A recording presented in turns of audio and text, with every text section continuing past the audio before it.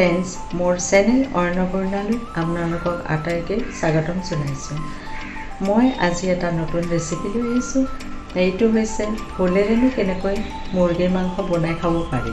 আহকচোন ভিডিঅ'টোলৈ আগবাঢ়ি যাওঁ। মই 4টা ভোল কাটি লৈছোঁ, 3টা পিঁয়াজ কাটি লৈছোঁ, এয়া 2 খিলা তেজপাত লৈছোঁ আৰু 2টা শুকান জলকীয়া, কেঁচা জলকীয়া 2টা আৰু আদা নহৰু পেষ্ট এচামুচমান লৈছোঁ। আকৌ ইয়াত ধনিয়া গুড়ি, জিৰা গুড়ি, ৰং গুড়া আৰু নিমখ লৈ লৈছোঁ। এতিয়া হাফ কেজি মই চিকেন লৈছোঁ। এইখিনি মই গোটেইখিনি মিক্স কৰি ল'ম। এতিয়া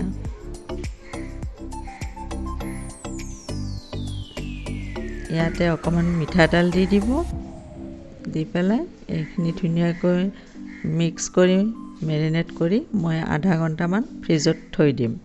এতিয়া কেৰাহীটোত মই তেল দি দিছোঁ। ভোলৰ আঞ্জাত বেছি তেল দিব নালাগে। এয়া তেল দি লৈছোঁ। তেলটো ভালকৈ গৰম হোৱাত মই অকণমান চেনি দি দিছোঁ। চেনিটো দিলে মানে ভোলটো ধুনীয়াকৈ মজি যাব, ভাল হয়। এয়া 2টা শুকান জলকীয়া ধুনীয়াকৈ লৰাই দিছোঁ। তেজপাত 2টা দি দিছোঁ। কেঁচা জলকীয়া 2টা দি দিছোঁ। ফ্ৰাই কৰিব লাগিব ভালকৈ, ৰংচুৱা হোৱাকৈ ফ্ৰাই কৰিব তেজপাতটো। এটা ধুনীয়া স্মেল আহি যাব। এতিয়া মই কাটি থোৱা পিঁয়াজখিনি দি দিছোঁ।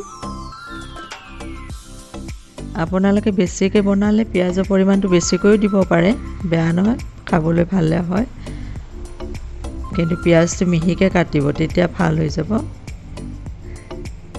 এই আদা নহৰু পেষ্টটো দি দিলোঁ। ফ্ৰাই কৰিব লাগিব। আদা নহৰু কেঁচা গোন্ধটো নোহোৱাকৈ ফ্ৰাই কৰিব।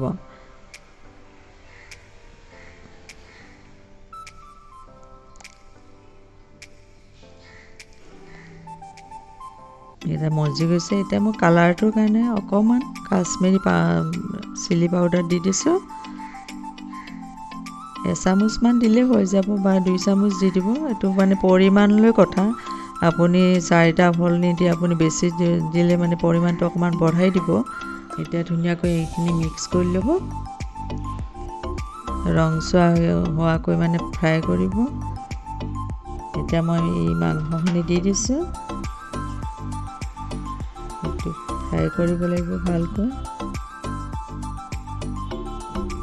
ভোল দিয়াৰ আগতে আমি মানে মাংসটো ভালকৈ ফ্ৰাই কৰিব, 5 মিনিটমান এনেকৈ ফ্ৰাই কৰিব।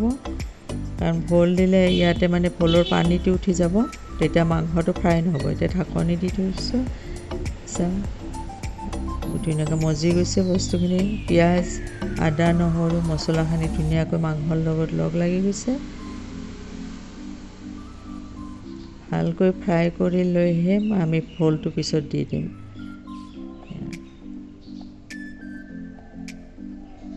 কালাৰটো ধুনীয়া হৈ উঠিছে।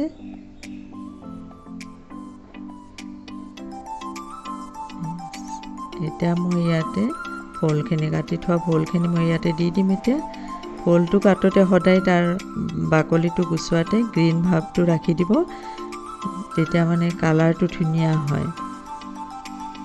এতিয়া চাওক মোৰ ভোলটো কাটোতে মোৰ গ্ৰীণ হৈ আছে। আৰু ভোলেৰে বনালে সদায় জহা ভোলটো আনিব। জহা ভোলটোৰে মানে চিকেন বনালে খাবলৈ বহুত টেষ্টি হয়। কেতিয়াবা আলহী আহিলে এনেকৈ দিবচোন। এতিয়া মই এইখন ঢাকনি দি দিলোঁ। এতিয়া চাওক ভোলৰ কিমান পানী উঠি গৈছে। এই ভোলৰ পানীত মানে এইটো মানে চিকেনটো বইল হৈ যাব। আৰু যদি আপোনালোকে জোলকৈ খাব বিচাৰে আঞ্জাটো, তেতিয়া মানে অকণমান গৰম পানী দি দিব আৰু সেই পৰিমাণে নিমখটো আন্দাজমতে দি দিব। কিন্তু মই ইয়াতে মানে পানী নিদিওঁ, ভোলৰ পানীৰে মানে মাংসটি হৈ যাব।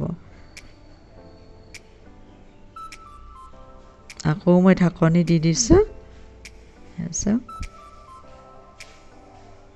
চাওক এতিয়া মোৰ আঞ্জাখন হৈ গ'ল, ভোলৰ পানীতে সিজি গ'ল। এতিয়া মই নমাই থৈছোঁ বাতি এটা। আলহী আহিলে আপোনালোকে এনেকৈ গৰম গৰম ভাতৰ লগত এনেকৈ পৰিৱেশন কৰিবলৈ দিবচোন। খাবলৈ টেষ্টি হয়। জহা ভোলৰ ইমান ধুনীয়া এটা গোন্ধ ওলাই গৈছে, কিন্তু জহা ভোলেৰেহে বনাব, তেতিয়াহে বেছি টেষ্টি হ'ব। চাওক কি ধুনীয়াকৈ সিজি গৈছে, কালাৰটো গ্ৰীণ ৰঙা এনেকুৱা টাইপ হৈ গৈছে, দেখিবলৈও ধুনীয়া হৈছে।